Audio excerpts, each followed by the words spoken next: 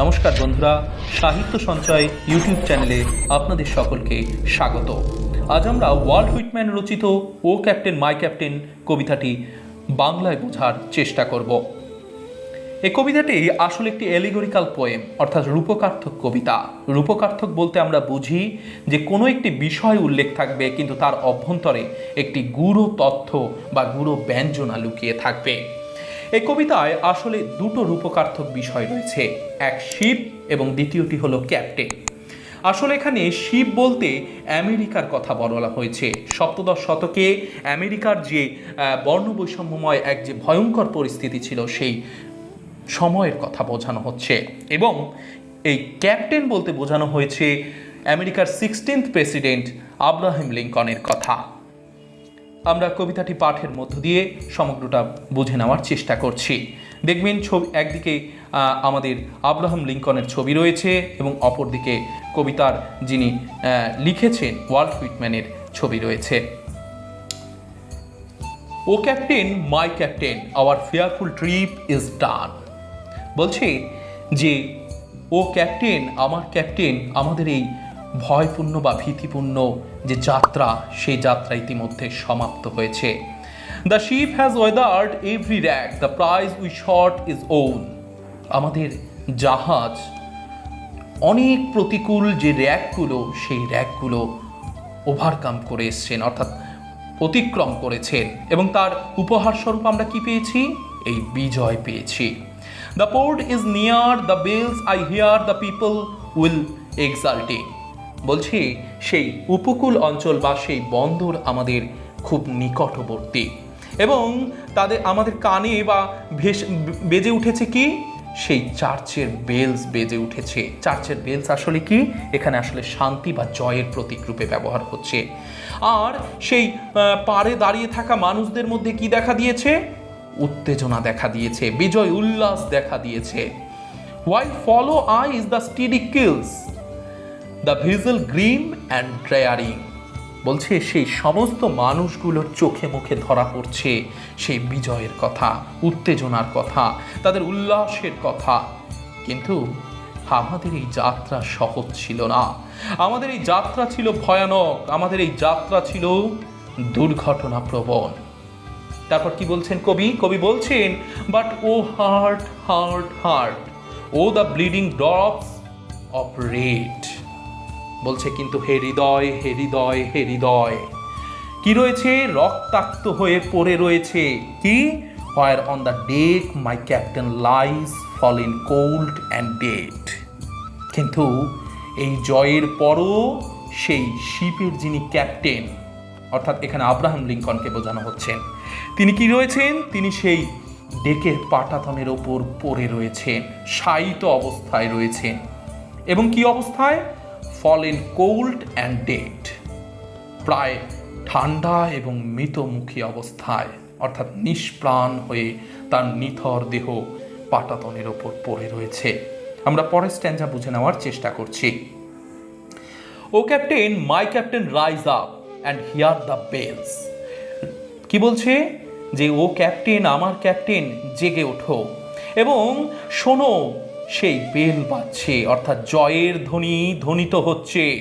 Rise up, জেগে উঠো, for you the flag is flung, for you the bugle trills. তোমার জন্যই সেই বিজয়ের পতাকা উত্তোলিত হচ্ছে, তোমার জন্যই সেই জয়ের ভেপু বেজে উঠছে। For you bouquets and ribbons wreaths, for you the shores a crowding. তোমার জন্যই সেই ফুলের বুকে সাজিয়ে রেখেছে, তোমাকে সম্বর্ধনা করবে বলেই রিবন নিয়ে দাঁড়িয়ে রয়েছে। তোমার জন্যই এত crowding. For you the call, the swaying mass, their eager faces turning. তোমার জন্যই সকলের ডাকা, তোমার জন্যই এই জনজোয়ার, তোমার জন্যই সকলের উন্মুক্ত দৃষ্টিতে তাকিয়ে থাকা। Here captain dear father. বলছে হে ক্যাপ্টেন, তুমি আমাদের বাবা সমান। This arm beneath your head, আমার হাত তোমার মাথার নিচে রেখেছি, যাতে ক্যাপ্টেনের মাথায় কোনো আঘাত না লাগে। It is some dream that on the deck you have fallen cold and dead.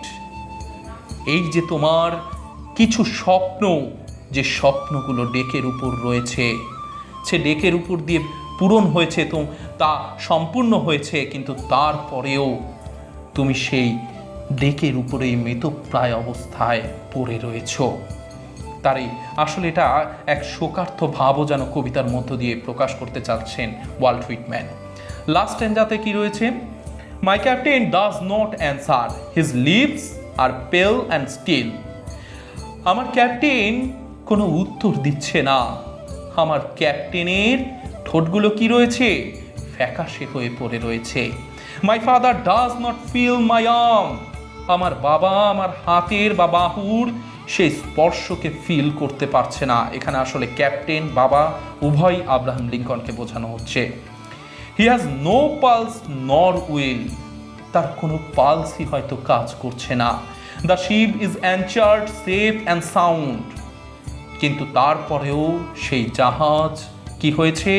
Safely অ্যানচার্ড হয়েছে, সেফলি নোঙর বেঁধেছে, এবং তার শব্দও হয়েছে, ইটস ভয়েজ ক্লোজড অ্যান্ড ডান। এবং এই দুর্ধর্ষপূর্ণ যে আমাদের সমুদ্র যাত্রা, সেই সমুদ্র যাত্রা আমাদের বন্ধ হলো এবং সমাপ্ত হলো। অর্থাৎ সেই আমেরিকার যে বহুদিনের লড়াই, যে বর্ণবৈষম্যের লড়াই, হয়তো তার সমাপ্তির পথে, কিন্তু তার যে বিশ্বনায়ক বা জয় নায়ক তিনি আজ নেই। From fearful trips with the victor ship comes in with object on.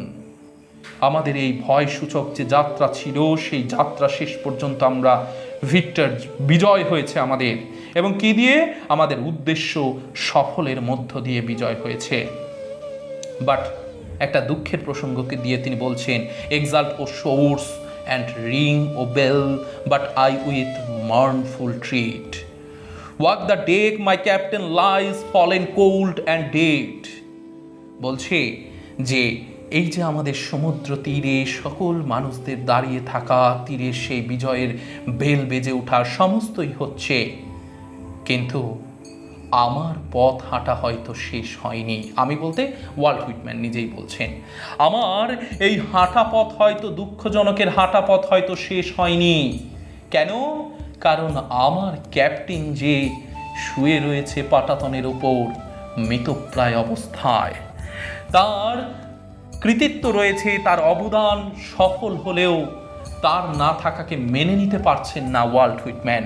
তিনি এক মুহূর্তের জন্য ভেবেছেন এ হয়তো স্বপ্ন, হয়তো ক্যাপ্টেন বেঁচে রয়েছে, কিন্তু পরক্ষণে যখন দেখছে না ক্যাপ্টেন বেঁচে নেই, অর্থাৎ প্রেসিডেন্ট বেঁচে নেই, তখন সেই শোকগাথা গাচ্ছেন এবং শোকগাথার শিরোনাম দিচ্ছেন, ও ক্যাপ্টেন, মাই ক্যাপ্টেন। নাও, ধন্যবাদ বন্ধুরা। ভালো লাগলে চ্যানেলটি সাবস্ক্রাইব করবেন এবং বন্ধুদের মধ্যে অবশ্যই শেয়ার করে দিতে ভুলবেন না।